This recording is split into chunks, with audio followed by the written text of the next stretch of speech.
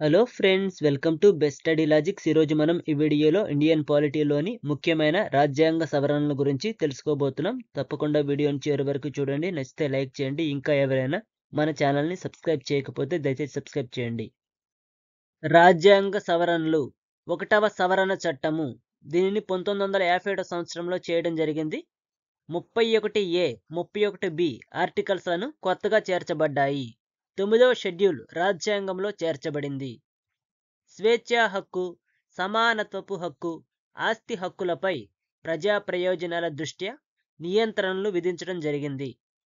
భూ సంస్కరణలకు సంబంధించిన అంశాలను 9వ షెడ్యూల్లో చేర్చడం జరిగింది.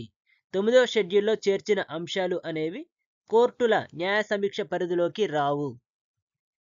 2వ రాజ్యాంగ సవరణ చట్టము. పార్లమెంటులో రాష్ట్రాలకు కేటాయించిన స్థానాలపై మార్పులకు సంబంధించిన సవరణ ఇది. 3వ సవరణ చట్టము. దీనిని 1954 సంవత్సరంలో చేయడం జరిగింది. 7వ షెడ్యూల్కు సవరణ చేయబడింది.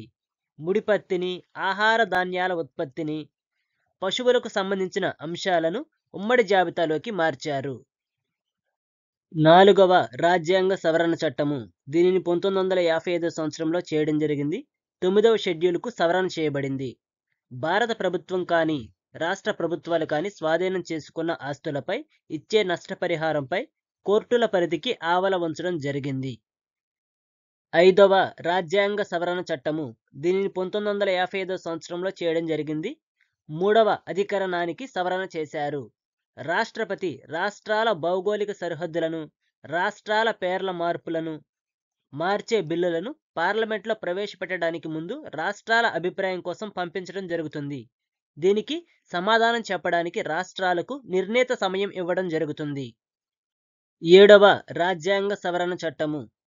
దీనిలో రాష్ట్రాల పునర్విభజన ద్వారా 14 రాష్ట్రాలు, 6 కేంద్రపాలిత ప్రాంతాలు ఏర్పాటు చేశారు. మొదటిగా భాషా ప్రయుక్త రాష్ట్రాల ఏర్పాటు అనేది జరిగింది. మొదటిసారిగా భాషా ప్రయుక్త రాష్ట్రాల ఏర్పాటు అనేది మొట్టమొదటిగా ఏర్పాటు చేసిన రాష్ట్రము ఆంధ్రప్రదేశ్. లోక్సభ, రాజ్యసభ, రాష్ట్ర శాసనసభల స్థానాలపై మార్పులు అనేవి చేశారు. ఆంధ్రప్రదేశ్, పంజాబ్, బొంబాయి రాష్ట్రాలకు సంబంధించి కొన్ని ప్రత్యేక అంశాలను చేర్చడం జరిగింది. 8వ రాజ్యాంగ సవరణ చట్టము. షెడ్యూల్డ్ కులాలు, షెడ్యూల్ తెగలకు, ఆంగ్లో ఇండియన్ సమాజానికి చెందిన వారికి కేటాయించిన స్థానాలను 1970 వరకు పొడిగించడం జరిగింది. 9వ రాజ్యాంగ సవరణ చట్టము. మొదటి షెడ్యూలుకు సవరణ జరిగింది. దీని ద్వారా బెరుబెరి అనే ప్రాంతాన్ని పాకిస్తాన్కు బదిలీ చేయడం జరిగింది. 10వ రాజ్యాంగ సవరణ చట్టము. 240వ ఆర్టికలు మొదటి షెడ్యూలుకు సవరణ జరిగాయి. దాద్రా నగర్ హవేలీని కేంద్రపాలిత ప్రాంతంగా భారతదేశంలో విలీనం చేయడం జరిగింది. 11వ రాజ్యాంగ సవరణ చట్టము. రాష్ట్రపతి ఎలక్టోరల్ కాలేజీకి సంబంధించిన సవరణ ఇది. 12వ రాజ్యాంగ సవరణ చట్టము. 240వ ఆర్టికల్కి మొదటి షెడ్యూలుకు సవరణ జరిగాయి. గోవా, డామన్ అండ్ డయ్యూలను భారతదేశంలో విలీనం చేయడం జరిగింది. 13వ రాజ్యాంగ సవరణ చట్టము. 371A అధికరణాన్ని రాజ్యాంగంలో చేర్చడం జరిగింది. నాగాలాండ్కు రాష్ట్ర ప్రతిపత్తిని కల్పిస్తూ నాగాలాండ్ రాష్ట్రానికి ప్రత్యేక అంశాలను కల్పించడం జరిగింది. 14వ రాజ్యాంగ సవరణ చట్టము. పాండిచేరి ప్రాంతాన్ని కేంద్రపాలిత ప్రాంతంగా భారతదేశంలో చేర్చుకోవడం జరిగింది. అలాగే పాండిచేరి కేంద్రపాలిత ప్రాంతాలకు ప్రత్యేక శాసనసభ, మంత్రివర్గాన్ని ఏర్పాటు చేశారు. 15వ రాజ్యాంగ సవరణ చట్టము. హైకోర్టు న్యాయమూర్తుల పదవీ విరమణ వయస్సును 60 సంవత్సరాల నుండి 62 సంవత్సరాలకు పెంచడం జరిగింది. 17వ రాజ్యాంగ సవరణ చట్టము. రాష్ట్రాల న్యాయ సమీక్ష అధికారాన్ని పునర్నిర్వచించడం జరిగింది. 18వ రాజ్యాంగ సవరణ చట్టము. పంజాబ్, హర్యానా రాష్ట్రాలను ఏర్పాటు చేయడం జరిగింది. 21వ రాజ్యాంగ సవరణ చట్టము. సింధీ భాషను అధికార భాషగా 8వ షెడ్యూల్లో చేర్చడంతో అధికార భాషల సంఖ్య 15కి పెరిగింది. ప్రారంభంలో అధికార భాషల సంఖ్య 14. ప్రస్తుతం భారత రాజ్యాంగం గుర్తించిన అధికార భాషల సంఖ్య 22. 22వ రాజ్యాంగ సవరణ చట్టము. దీని ద్వారా మేఘాలయను కేంద్రపాలిత ప్రాంతంగా ఏర్పాటు చేశారు. అస్సాం రాష్ట్రానికి కొన్ని ప్రత్యేక ప్రాధాన్యతలు కల్పించబడ్డాయి.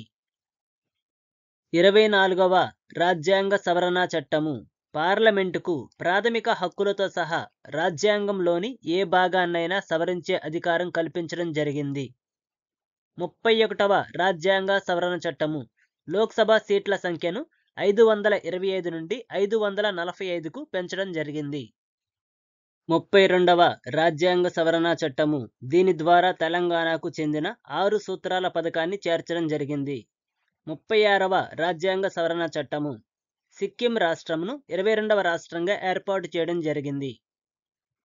39వ రాజ్యాంగ సవరణ చట్టము రాష్ట్రపతి, ఉపరాష్ట్రపతి, ప్రధానమంత్రి మరియు లోక్సభ స్పీకర్ ఎన్నికకు సంబంధించిన అంశాలు న్యాయ సమీక్ష పరిధి కిందకు రావు. 41వ రాజ్యాంగ సవరణ చట్టము రాష్ట్ర పబ్లిక్ సర్వీస్ కమిషన్, ఉమ్మడి పబ్లిక్ సర్వీస్ కమిషన్ చైర్మన్ మరియు సభ్యుల యొక్క పదవీ విరమణ వయస్సు 60 సంవత్సరాల నుండి 62 సంవత్సరాలకి పెంచడం జరిగింది. ఈ వీడియో నచ్చితే లైక్ చేయండి, షేర్ చేయండి. ఇంకా ఎవరైనా మన ఛానల్ని సబ్స్క్రైబ్ చేయకపోతే దయచేసి సబ్స్క్రైబ్ చేయండి. ఇండియన్ పాలిటీకి సంబంధించిన అన్ని క్లాసులను చూడాలి అనుకుంటే ప్లేలిస్ట్లోకి వెళ్ళి చూడండి.